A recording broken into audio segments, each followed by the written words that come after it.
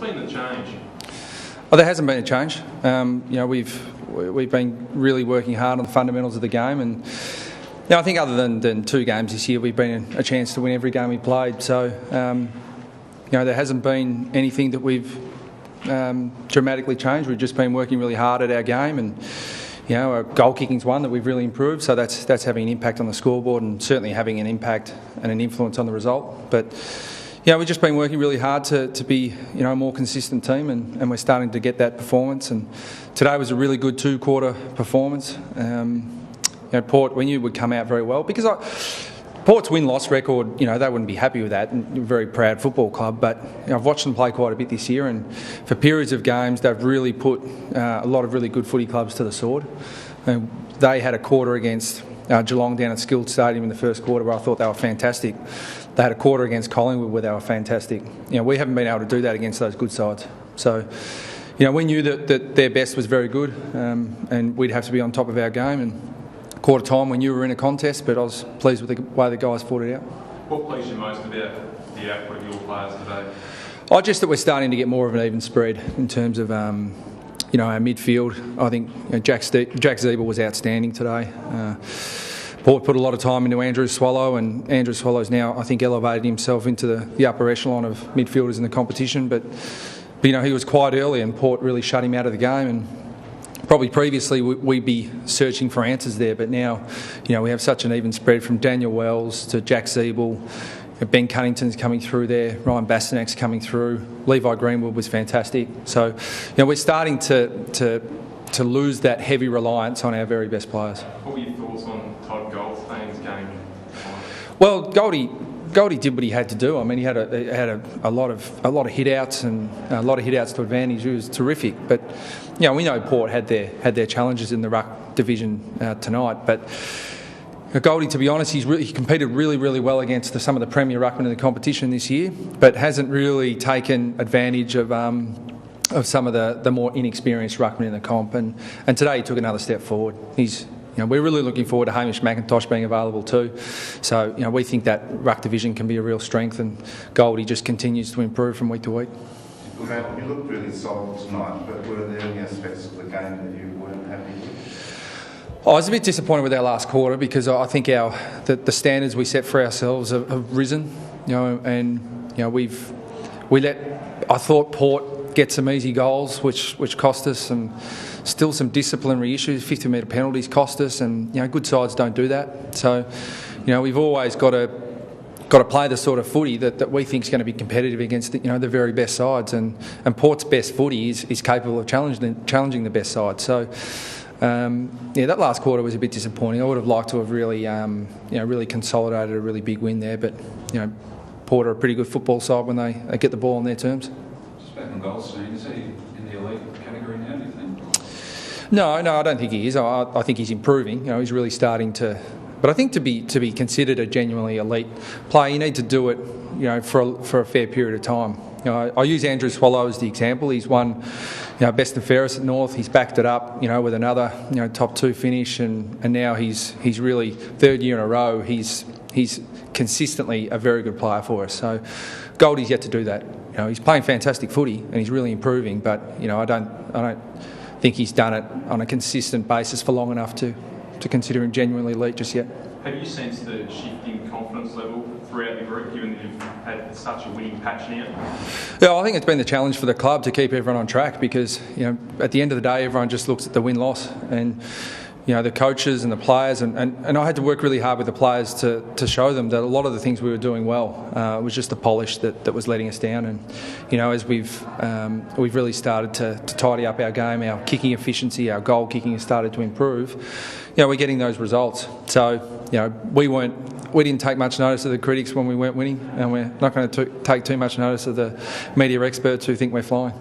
What do you think the group's capable of for 2011? Oh, well, we'll find that out over the next 6 or 7 weeks. We play some really good opposition, and I don't like to look at where we could end up because it sounds boring, but we just got to keep looking at the process and keep looking at the things we've got to keep improving on. And now last year we got really obliterated by the top 4 or 5 sides. So I think that our best football is good enough, but can we do it on a consistent basis for every minute of a whole game against a top 4 side? We're yet to prove that. So until we do that, I think talking about where we're going to finish is largely just talk. We've got to prove it yet, and we haven't done that. Brad, blank. Drew Petrie had 9 contested marks. It was almost like having Wayne Carey back in the Australia Jonathan Brown or something like that. Aaron Edwards got 9 marks. So good to have those 2 key forwards up there. Congrats. Yeah, look, our forward line's been functioning fairly well. We really missed Drew last year. I mean, he's a really important part of the structure of our forward line, and he competes, like no other really. I mean, he's so important to the structure, and he makes us a little bit more predictable when we go forward. But that's a good thing. That predictability means that we know we're going to get a genuine contest from Drew, and he's marking the ball and getting his shots at goal. So. I think we've got good foils in Aaron Edwards and Lindsay Thomas, and Cam Pedersen was terrific tonight. I think he had 15 score involvements, which is a pretty impressive display. So he's come in and done well. Just following on from that, you think you've got the firepower to sort of challenge the top 4 sides now with that forward structure? No. Well, the only reason I say no is because I don't know. I can't say with any certainty until we do it. I think we're starting to develop the players that are capable, but can we do it under the heat of a top 4 side in terms of their pressure? So, it's the unknown at the moment. But one thing that is really pleasing is that we couldn't find a spot for Lockie Hansen in our side this week. We couldn't find a spot for Daniel Pratt. We couldn't find a spot for Cruz Garlett and Ben McKinley, who's been Ben McKinley's been dominating VFL footy for over a month now. But Aaron Edwards is keeping him out of a spot. So we're in the fortunate position where we've got a lot of players in good form at the lower level, but we just can't get them into our best 22 at the moment. Compared to a Carlton or a Melbourne, you don't have those really high draft picks in your list, but you've still got some really exciting young players. How are you developing those guys coming through? Yeah, we're working really hard on that. And look, in terms of, if you just look at lists across, this year, next year and the next few years, I mean, we're not going to have the most talented list in the competition based on draft picks. So, we spend a lot of time really trying to educate and coach our players. And, one thing we do have is a really driven competitive group. So, while on paper they may not be considered to be as talented as some of the other clubs' players, we rate them really highly, and they're really driven. So, I think that given time, they'll, regardless of their draft number, I think they can be really good players in the competition.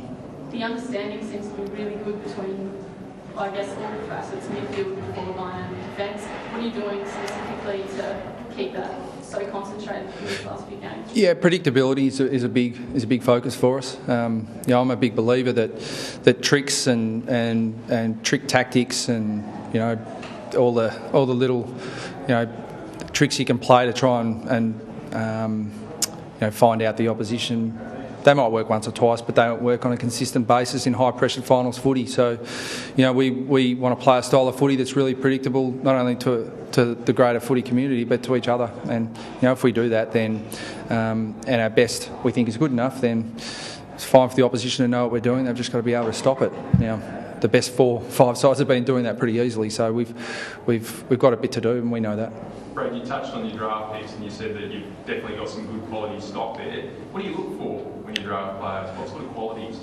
Oh, well, I think that competitiveness is always the number one, because, talent's fantastic, but, picking players who have all the capabilities to play great footy doesn't necessarily mean they're going to perform under the heat of the moment. So, you look for players that just have that ultimate competitiveness and always strive to improve, because the AFL is full of talented players, but they're only a couple of teams right at the top. The next 2 weeks are crucial for you, obviously, Central Collingwood, but do you get a sense that that's going to tell you more about your side than the last month or so? Oh, I think it will. I think there's no doubt that they're 2 sides that we've struggled with in the past. But we're not the same side we were the last time we played them. So, we'll get a really good indication, and we're really excited about that too. So we'll certainly find out. But all we can keep doing is playing our way, and we'll find out whether our best is good enough.